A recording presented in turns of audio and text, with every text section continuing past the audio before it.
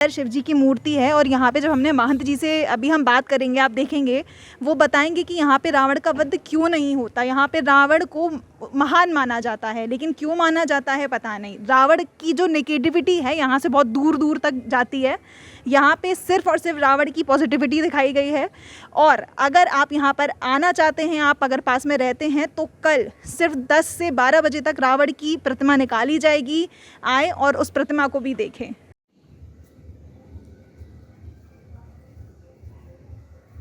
पंडित जी नमस्कार। पंडित जी, जैसा कि पता है हम लोगों को कि दशहरे वाले दिन रावण का वध होता है, ठीक है, बट ये भी है कि बिसरा गांव में रावण जलाया नहीं जाता और यहाँ पे रावण को लोग महान मानते हैं। मतलब इसका क्या कारण है?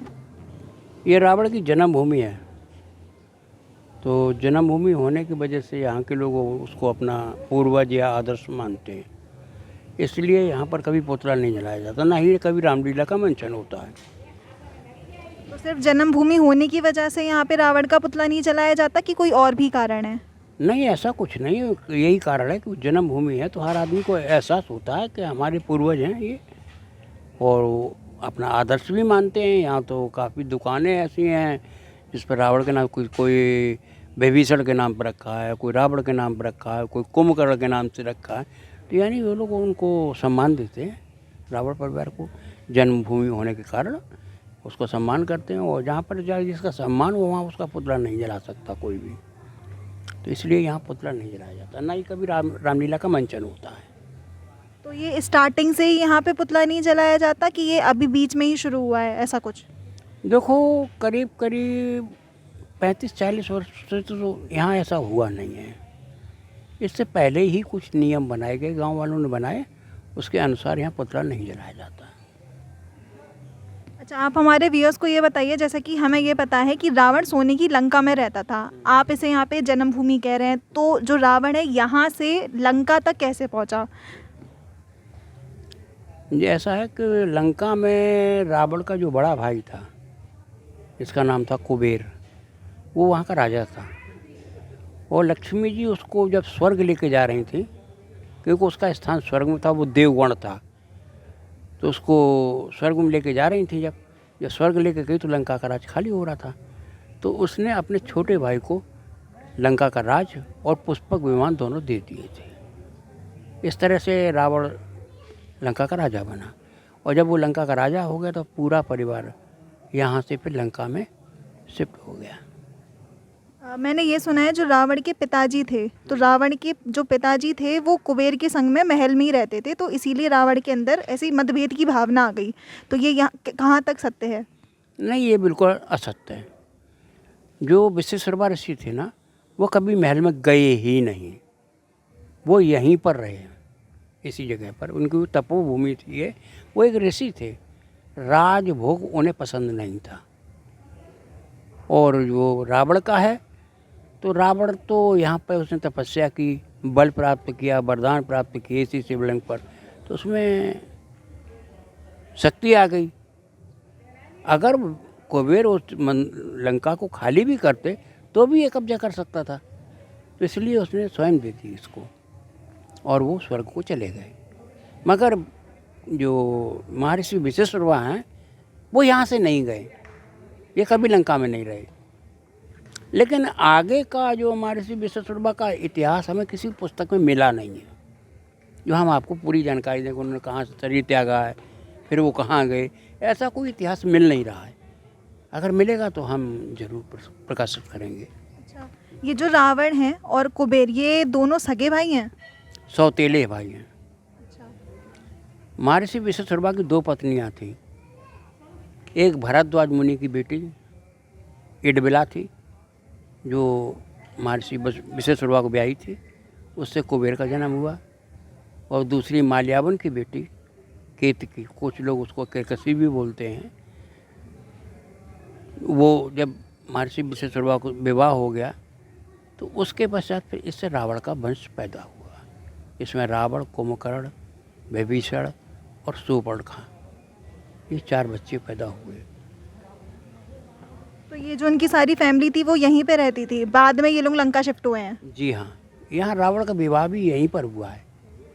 विवाह के पश्चात जब लंका का राज्य मिल गया तो सभी भाई बहन लंका चले गए। महर्षि विश्वेश्वरवा अपनी तपोभूमि पर ही रहे, वो कभी नहीं गए। तो जैसा कि आपने ये बताया कि कुबेर ने अपना जो पूरा राजमहल है वो रावण को सौंप दिया था, तो मतलब क्यों सौंप दिया था? उनको स्वर्ग में जाना था ना, उनको धरती पर रहना नहीं थे। लक्ष्मी जी ने उनको कहा था कि आप देवगण हैं और आपका जो जन्म हुआ है वो हमारे पास रहने के लिए ही हुआ है, तो इसलिए आप स्वर्ग में चलिए। तो वो उसको स्वर्ग ले गए थे। वो तो लंका का राज खाली हो रहा था, तो उन्होंने अपने छोटे भाई को देखा कि ये बलशाली भी है, पराक्रमी भी है और विद्वान भी है, तो उसको सौंप दिया।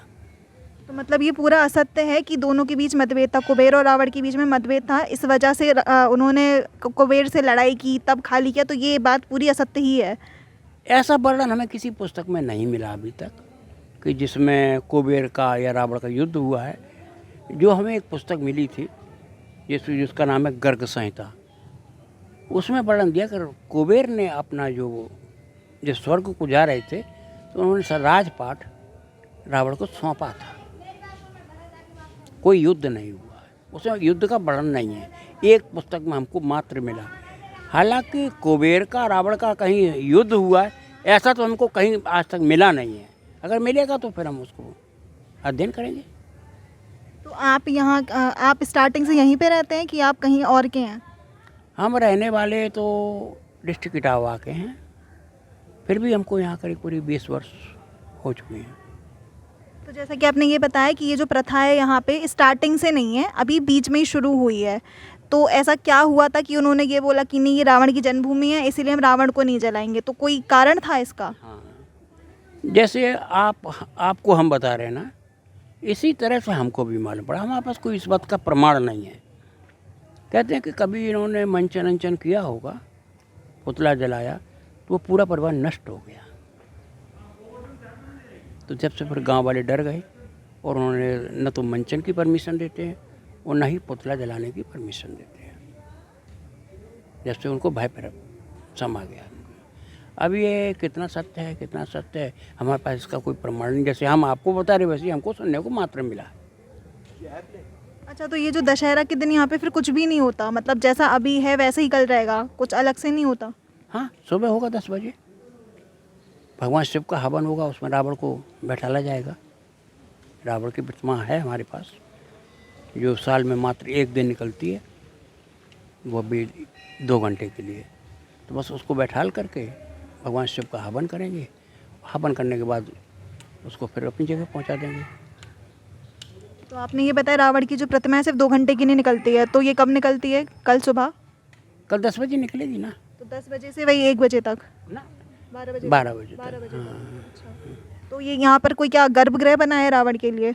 नहीं, अलग रूम में रहती है वो। उसको पर हम वही जो यहाँ की जो प्रथा चली आ रही है ना, हमें उसे फॉलो तो करना है ना। उस फॉलो के हिसाब से उसको उसी दिन निकाला जाता है।